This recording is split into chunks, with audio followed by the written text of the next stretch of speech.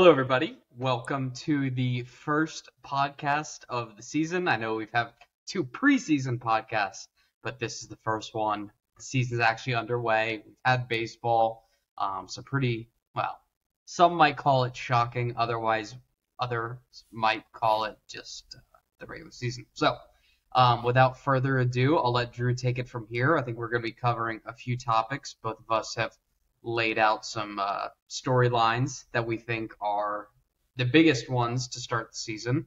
And then if we have time, I'm sure we'll move on to other subjects or get sidetracked as we always do. So, Drew, take it away. Yeah, I think maybe the first thing that we should jump right into is Max's power rankings. and for those of you watching who haven't read them yet, I will actually post them in the description of this video down below, so you can kind of follow along and read them as we discuss. But these are some of the best power rankings we've ever had. Max, you have a tremendous skill as a writer. Just saying that.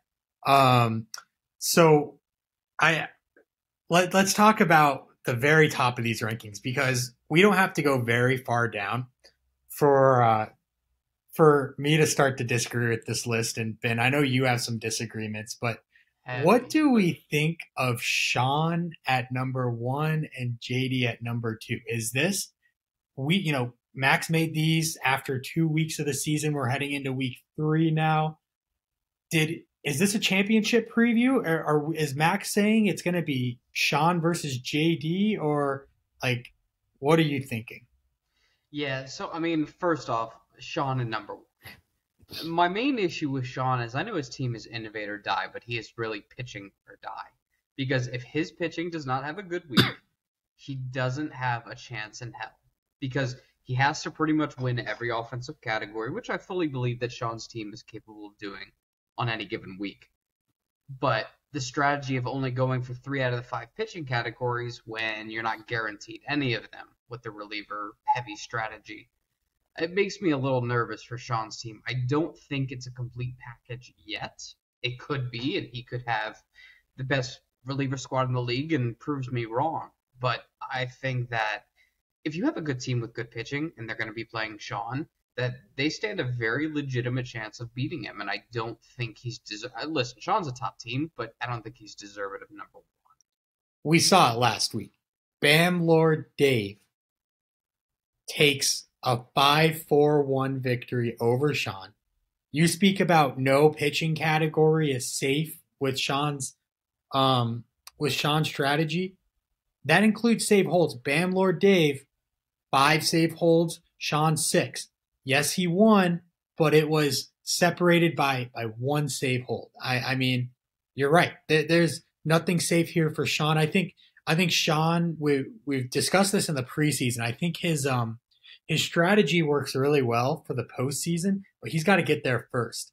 And you're not going to get there by losing games to the current state of the New York division, I don't think. Let's talk about JD's placement in these power rankings. I mean, he's not even in solo possession of first place in his division. In fact, based on ESPN's tiebreakers, he's second. So I think maybe a disappointing start for both of our reigning conference champions. But JD being at 2 also just seems a little egregious. Yeah, I mean, JD has looked good. Don't get me wrong, JD is JD. Not going to accuse him of being a bad team by any means. But again, it's the same thing with Sean. I just think we're overrating them a little bit. And I think Max, plays into what he likes as a team build that goes into his power rankings. Of course, everyone's going to have a different opinion about where everyone should be. But for me, I think Max really focused on the teams that he likes as opposed to, like, who is really the best. Obviously, I'm sure you and I will get into what we think, our rankings might have been comparatively. But, yeah, for me, JD is probably around that 4 or 5 range. I'm probably putting Adam at that number 2 spot, if not number 1. I understand Adam's a 3, so it's really not that big of a difference. But I think we are overestimating JD a little bit. I mean, his streamer strategy is, helped him win a lot last year. But now that people have more legitimate pitching staffs and it's really thought about, his strategy hasn't really worked out for him this year, and the offense hasn't been anything incredible. We're here to overreact, so I think it's perfectly acceptable that we nitpick even one or two places on this. I'm with you. Adam's got to be top 2, probably number 1 here. I think that let's get into JD a little bit later in the show, and his streaming pitching strategy, because I have some thoughts on that. But next we got Adam at number 3. We got Max putting himself at number 4. And you know what? I don't even want to talk about baseball with these two rankings, because I think Max appropriately puts himself in the top 4. I've already mentioned Adam should be top 4. Max should easily. Be 3, really. Max should maybe be 3, if not even number 2. He's looked tremendous. Right. But I just want to say I'm proud of myself. And Max, I know you're watching this. You should be proud of me too. I think I knew half of these Taylor Swift songs, at least half of them. And I was honestly shocked that I knew most of these. I don't know where you came out on that, Ben. Not very high. Not a T Swift fan. I don't know. Dislike T Swift. It's just not a big fan. The more you know. So the other reigning champion from his conference, our reigning champion in FTN, checks in at number 5. Just like JD, a little bit of a disappointing start to the season, maybe, at least by his very high standards. So Jack's there at 5, and at number 6, we got Vinny, another one of your division rivals that you're ahead of, Ben. And kicking my ass right now as of this recording. Yeah. And also a playoff team, though, from last year. He's got a good offense. He's got a veteran pitching staff. He's got some young guys coming up this year. It seems most teams have young guys coming up this year. Really, it's just Jack and Max that don't. But yeah, you think Jack, Vinny, fairly placed here? All right, you want us to overreact. Jack is washed. Agreed. His team's washed. The pitching is not that good. I mean, Drew, you thought he didn't start Blake Snell tonight. He started Blake Snell tonight. He also started old-ass Lance Lynn. Like, this is what happens with those old guys, is they do at some point in time, if you're a normal human being, if you're not Max Scherzer, you decrease in the quality, and that's what we're seeing with, like, Lance Lynn. And, obviously I'm not judging his whole staff on that, but Michael Kopech has not been very good. He's got a lot of injuries. The pitching's in rough shape right now, in my mind. And sure, he's getting a lot of strikeouts, but the ERA and WHIP is normally pretty bad. Compared to the hitting, yeah, it's an embarrassment. As Max says, Conference 1 stalwart Jack, the clock seems to have finally struck midnight on this kind of BS strategy he's been doing with the Bam Chise tags and how he bids on prospects. And you know what? Credit to Jack. He has 2 championships, right? He won those fair. Nothing to be ashamed about. Absolutely. But I'm not telling you to walk away. I'm saying for your it just might be time. It might be time for him to look in the mirror and be like, you know what? We may need to retool here a bit. And I'm sure Jack will make the appropriate adjustments. He's a great owner. He's obviously proven that. But I think 5 is a little generous right now for a team that's clearly not operating at its full potential and maybe won't ever again until it's been retooled. Now listen, I don't want people to misconstrue this as we think Jack has a bad team. But if we're taking the level we expect from Jack's teams over the last few years, this team is a major step back, and he doesn't have the depth of the farm. So, like you said, I don't even want to imagine how much Bam Jack has spent tagging people at this point. I mean, it's got to be well into 100+ Bam. I mean, that's a lot of prospects that he could have picked up instead. You know what? He won 2 championships, and that's the price you pay, I guess. But, now he's got a problem of, okay, do I take some of my older guys and move them, and maybe trade for some pitching or some prospects or something like that? Or do I just ride it out till the next infusion, knowing Jack, he's just gonna ride it out because he'll be like, it's fine. So, but yeah, I think Jack's still a good team. He just needs to be lower down. Well, speaking of lower down, checking in at the bottom half of the rankings, we find yours truly, myself at number 7. About Vinny. We'll get to Vinny. I'm sure he's in our headlines somewhere later. Okay. Let's move on. We got yours truly. We got you, Ben. So you and me battling it out at 7 and 8 at the top of the bottom half of the rankings. Let's not, I'll talk about your team for 30 seconds. You can talk about my team for 30 seconds. I'm impressed with what you're doing. I'm shocked that Max put you this high. I really am. I think you deserve it, though. I'm shocked that Max thinks you deserve it, because I feel like I typically am higher up on your team than others in the league. So I think it's well deserved. You're in first place. Your pitching looks phenomenal, even though you traded Taj Bradley, who looks tremendous. Could have been even better, but and now you're stealing bases. So it's coming together, and Max said it. You have a lot to be excited about. So congratulations on a good beginning to the season. Well, I appreciate it. It's everyone thinks I have a fucking logjam, but the truth of the matter is, I have no emotional attachment to guys writing my farm system.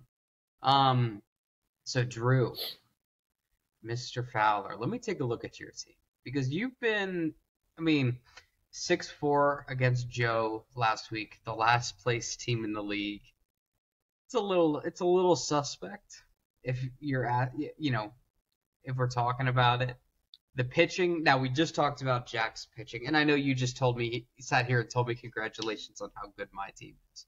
But if I'm going to nitpick, I'm going to say I think your pitching is in a very similar position to Jack's position, where it's like it just does not match the offense, and the offense isn't firing on all cylinders yet. Obviously, you've got a lot of guys who are just walking over and over again. But if we're looking at the pitching, Manoah has been awful. Yikes. I don't think there are better words to describe Alek Manoah recently than awful. Brady Singer continues to shit the bed, unfortunately. This was going to be his year, his breakthrough, and it's just not come yet. And when you add everyone else in, you've lost a lot of guys. So it's like, what do? Are you still competing for playoffs, or are you kind of, I guess you're in a holding pattern, as you like to say, do nothing? Yeah, we might make a minor move here or there, but we're holding steady. Brian Reynolds was a big move for me to make, and obviously hasn't worked out in the early returns. I was hoping he'd lead me to like an 8-2 victory over Joe. Instead, I get a 6-4. I've certainly cost myself some wins, but overall wins are overall wins. But yeah, that's my team. That's your team. You probably looking arrow up, me looking arrow down. I don't think I'd be surprised if we check back in a few weeks and you've overtaken me, because my team continues to underperform. But hopefully that's not the case. Yeah, coming right after me. We know this section very well, don't we, at this point, Drew? The next one. So my number one headline for this season is about the next team and the rankings. So I'm going to skip over Dave. We're going to come back to Dave as soon as we're done with this. Perry at number 10 to break up the New York division, being at the bottom. I think that's fair. I also think you could argue for him to be higher, just because he has had, I believe, a pretty tough schedule to begin the season. And he's looked good. I think his the stats look good. The young pitchers look really exciting. Lodolo's start today notwithstanding. A lot to like with Perry. I do think it's interesting that he decided to not keep Anthony Volpe and Jordan Walker on the active roster. Not sure what that's about, honestly. I've not asked him about it. I'd be curious to know if other people have thoughts on him dropping Volpe and Walker. But yeah, Perry rebuilding season, but might overperform a little bit and just be in prime position for a playoff run next year.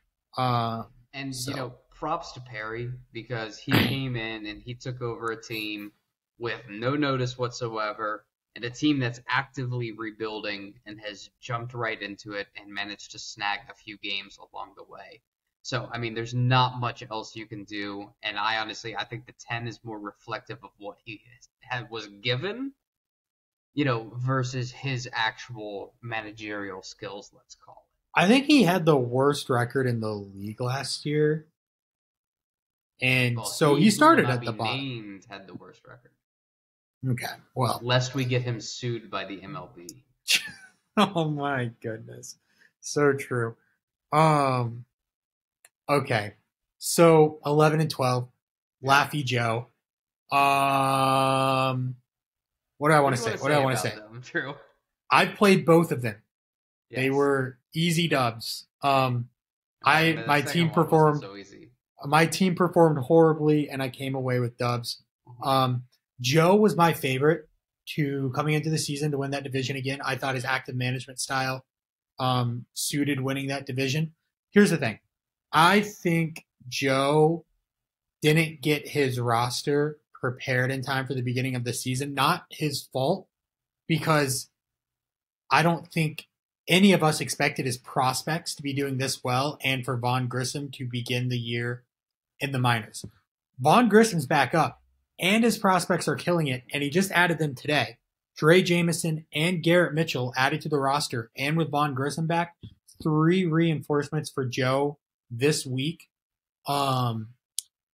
that should hopefully lead to some more victories. Plus, these guys, they haven't had any divisional play. They're going to start to win against each other. I think the records will improve.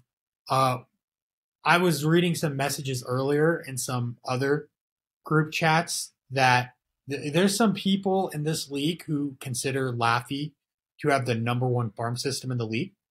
I think he does, personally.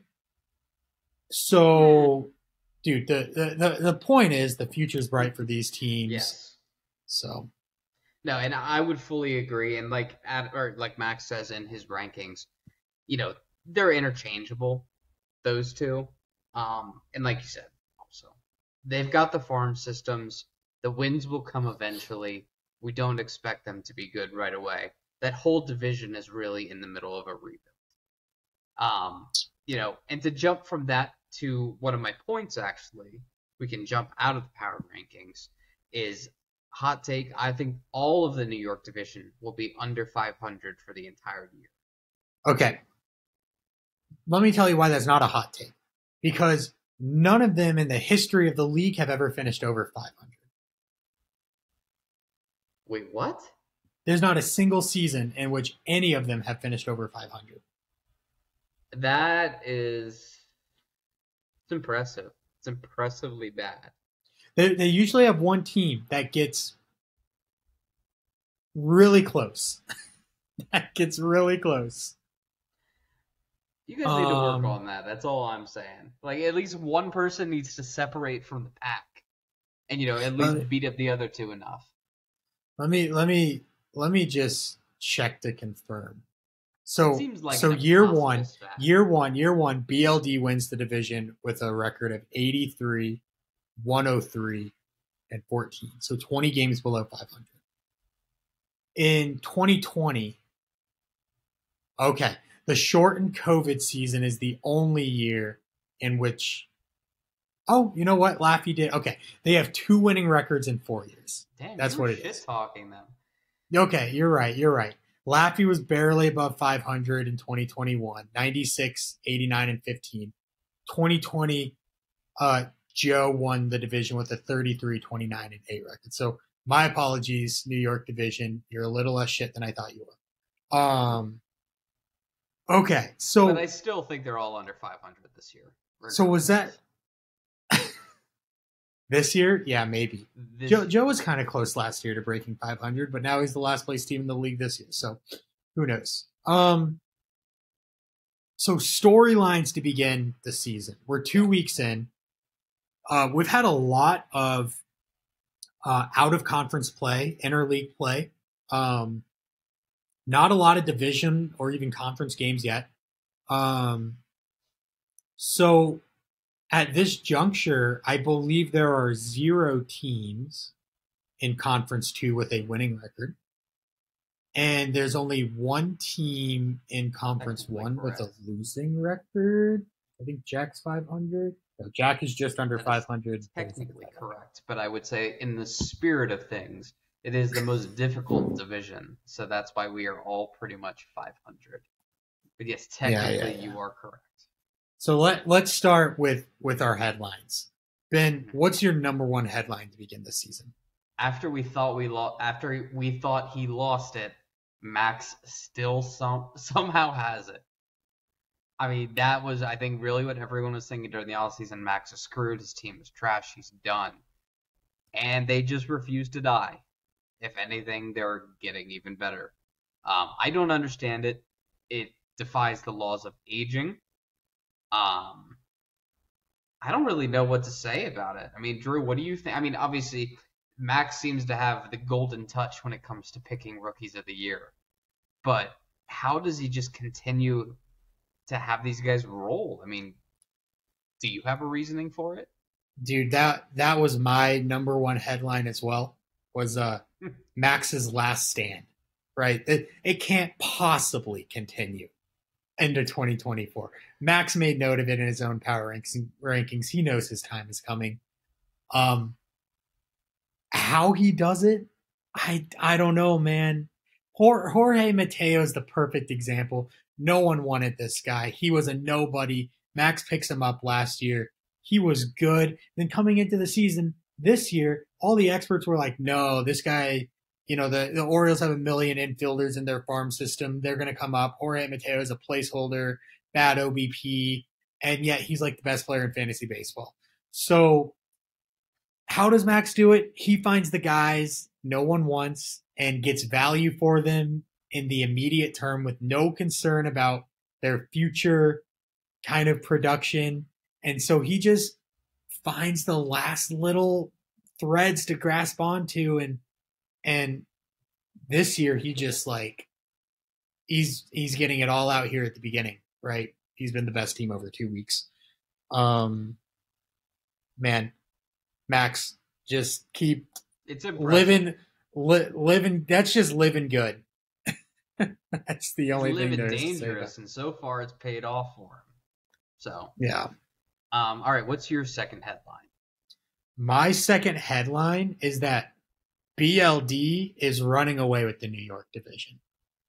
This is not just a headline; this is a prediction as well. Okay.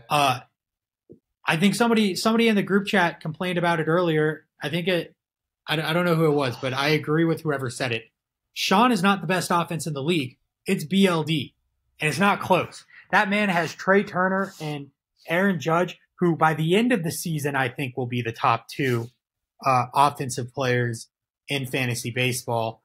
And Bryson Stott is absolutely crushing it. Sean Murphy looks like he's going to end up as the number 1 catcher potentially in fantasy baseball this year. So BLD has the best offense in the league, and you're not going to change my mind on that. His pitching looks better because Nestor Cortez looks like the real deal, and Jordan Montgomery also looks like the real deal. I know these are 2 guys who a lot of people may have had some doubts about if they could repeat their success. Did you see Jordan Montgomery start today? Oh, it wasn't good. No, it wasn't good. We got crushed by the A's. But, Lodolo also had a bad start, and I believe in him. But I do think both those guys, Nestor, Jordan Montgomery, look good. Brand Bayo is back from his injury in Boston. He's an exciting young prospect. I could ramble on about this team for days, but this team, I don't know if they're going to finish over 500 then. But if the other teams in his division are going to finish 30 games under 500, BLD is going to finish 10 games under 500, make the playoffs, and I think he's actually dangerous once he gets there. Okay. What's your number 2? My number two is that we already discussed it, so we really don't need to talk about it again. But Jack being washed, so we can just gloss over that one. But my third one is the fact that JD looks a little shaky. JD doesn't have this aura of invulnerability that he once had. Like, you played JD last year, you just were operating under the assumption, you know what I'm trying to say, Yeah. that you were going to lose. And you were doing everything in your power to make sure you lost as little as possible. Don't feel that way about JD this year. I think he's legitimately vulnerable, especially on the pitching side, only because his streamer strategy is starting to have some hiccups develop in it. The ERA's been high, the whip's been high. Sure, he gets a lot of strikeouts, don't get me wrong. But it looks a little more suspect than it used to. And if you're just going and you're looking at, I want to see, can I see the last 2023 season for JD's offense? Yeah, I mean, I really got no shit to talk about his offense. But yeah, the pitching has definitely been suspect. If you just go down the line for his ERA, on these players for the season, I think most of everybody is above a 3 or 4 ERA. Noah Syndergaard, 5.6. Luis Garcia, 7.7. Michael Wacha, 6.0. Nick Martinez, 5.6. Aaron Nola, 5.9. So it's like the pitching definitely does not resemble the pitching that we saw last year. So that's kind of my take on it. I think I should say JD doesn't necessarily look shaky, but he looks vulnerable. He absolutely does. And this, so my number, I'll skip ahead. My number 4 headline this year was the downfall of Jack and JD, our conference champions from last year. They both just don't look very good from a pitching perspective at all. And Jack's offense is pretty suspect too, in my opinion. But speaking specifically, well, before I get into JD, let me just kind of address that point about Jack and JD, because I think this is fascinating. Last year, the 3 non-New York division winners, so JD, Jack, and Adam, had a combined 0 losses to teams who finished with a losing record in 2022. Meaning, they suffered no upsets the entire year. The only teams that beat them were each other and Sean. So, and I don't know if Vinny beat one of them. But the point is, they had a combined 0 losses to teams with a losing record. Already this year, we've seen Perry play JD to an even draw. And we just saw you, Ben, who finished 70 games back of JD last year in the standings, beat Jack 6-4. So to say JD looks vulnerable is super important, because he was literally invulnerable in 2022 with 0 blemishes on the record.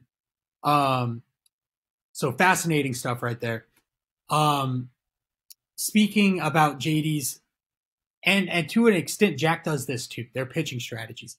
I think with the expansion of rosters last year, where we added 2 additional spots, people are rostering more pitchers than ever before, which means the waiver wire for pitchers is even slimmer than it was last year, and especially slimmer than it was 2 years ago. I think it's becoming less and less viable to go about this streaming pitching strategy as the kind of meta of our league evolves. So just, I think that's a trend to keep an eye on. My number 3 headline for this year was Adam's dominance. We said it in the power ranking segment. I think Adam should be, quite honestly, it shouldn't even really be close. I think Adam should be 1. I think Max should be 2, but Adam should be number 1 in the power rankings. His team just looks dominant. And I know he's had injuries, and yet he's going to finish the week at the top of the standings, just like is expected. So is there even a storyline here, or this is what was expected? It was expected for Adams' team to be dominant. And the entire year he's going to be fielding questions. Is this the year? Because if he doesn't win the championship this year, Ben, we all know the offseason topics and headlines are going to be, should he blow it up? Should he rebuild? So I would love to see Mike Trout get traded again. That is one thing from Adams' team that I think, obviously he's going for it and wants Mike Trout because Mike Trout is playing like a god.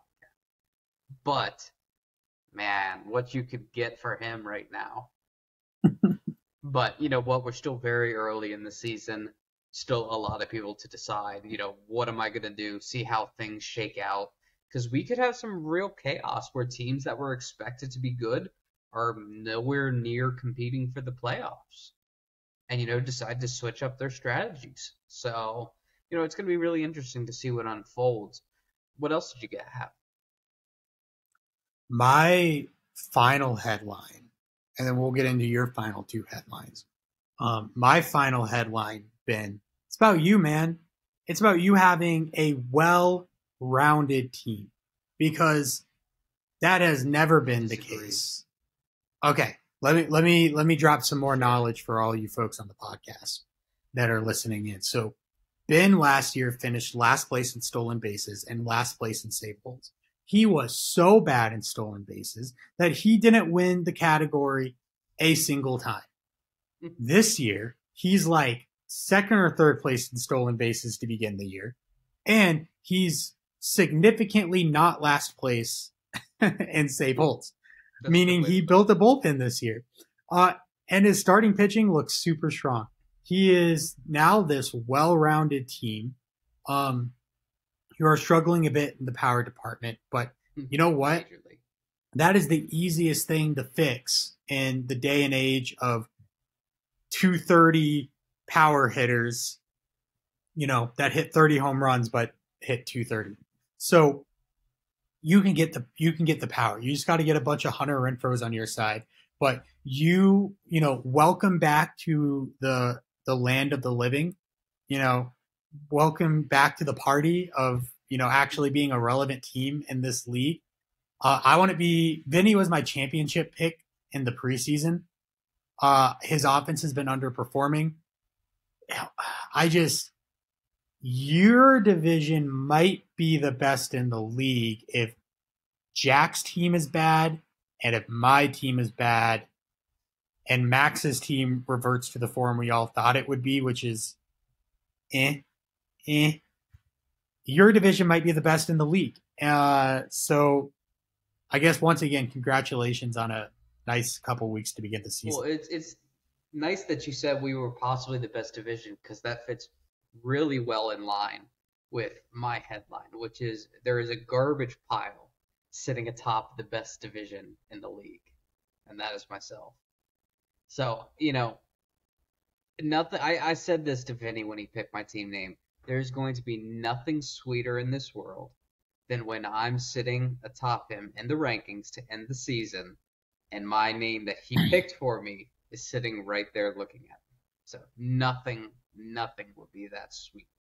All right, enough talk about me. Did we have anyone else we wanted to talk about? Well, do you have one final headline or not? Did we go through all yours? One of them was that New York will be under 500 for the Got entire it. year. Okay. So I think now we're freewheeling. Now we're freewheeling. We could wrap it up here in just a couple minutes and have one of the shorter podcast Okay, how episodes. about this? Prospects that have amazed so far. Guys, rookies getting called up. Who has stood out? All of Joe's. Wow. All of Joe's guys. Dre Jameson looks amazing in Arizona, and Garrett Mitchell. Sorry, Joey Weimer owner Ben, but Garrett Mitchell is the one who looks like the real deal in the Milwaukee outfield. He does. Those two guys look impressive. I actually am not impressed as much as maybe other people are with Jordan Walker's start. It's actually kind of already starting to turn around for him a little bit in a negative way. He's not been hitting the ball very hard. The StatCast metrics aren't there.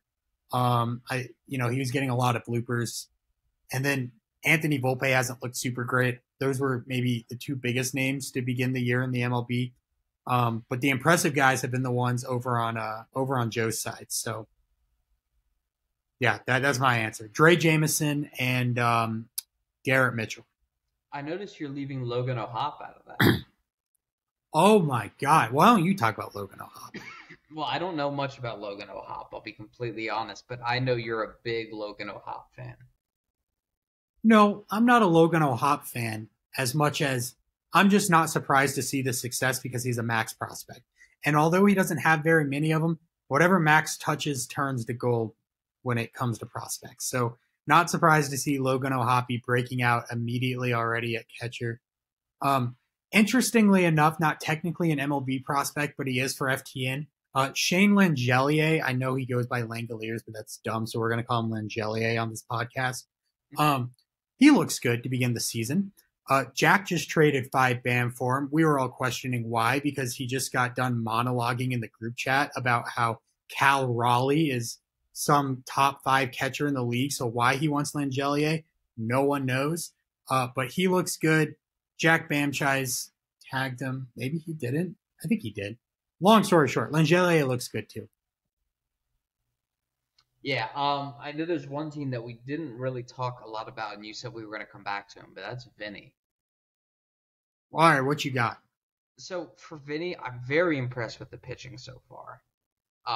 Much better pitching performance. I mean, if you're just going and looking at the standings, looking at Vinny's strikeouts, his wins, his ERA and WHIP, he is right there, in the 1 to 2 to 3 slot for every single category.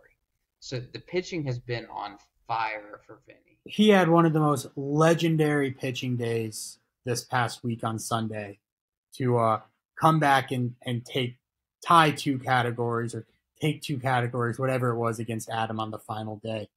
Luis Castillo looks like he's going to challenge for the Cy Young with Garrett Cole, also on Vinny's staff.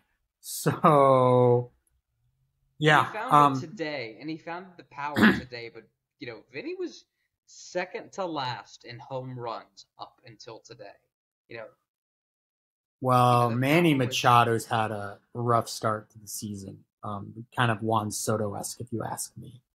And Mookie Betts also not with a fantastic Mookie-ish start to the season. So, yeah, Vinny definitely struggling a little bit here on offense.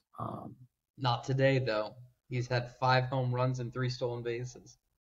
But you know what? He was overdue for it. But yeah, if we're going back to Max's power rankings, just to, kind of shift things around to maybe what we thought it was going to be, or what we should think it's be. We can give you our top 10 if I can find this file. This is really good podcasting. I love when we're just spinning our wheels, not talking about anything, because you have no idea what to talk about. We could talk about how Juan Soto just fucking blew up Spencer Strider's no-hitter. All right. So if we're rearranging this, I'm with you. I'm putting Adam at number 1. I'm putting Max at number 2, just based off his performance. I think. No, I agree. Worse, but Max is number 2. We're in agreement. I got Max at 2. I'm probably putting JD at. I'm probably putting JD and Vinny interchangeably at 3 and 4. I think if Vinny's offense can kick it into gear, his pitching is so much better this year that he is a legitimate threat to the top teams in the league consistently. I'm putting Sean at 3. Okay. Yeah, for me, Sean's strategy, he can lose on any given week, and it's just going to take one. He's never going to be consistently every week get you a base stat line that some of these teams can produce. He's either going to run away with it or he's going to lose. And, his team is innovate or die. I'm putting Sean at 5. Behind that, who else do we have? So I'm probably. I can't put Vinny in my top 5, man. Okay, so not at 8, 10, and 2. Where do I got Vinny? I got Vinny. I got Adam, Max, Sean, JD. It's tough, right? I got Bam Lord Dave 5. Oh, God, Drew.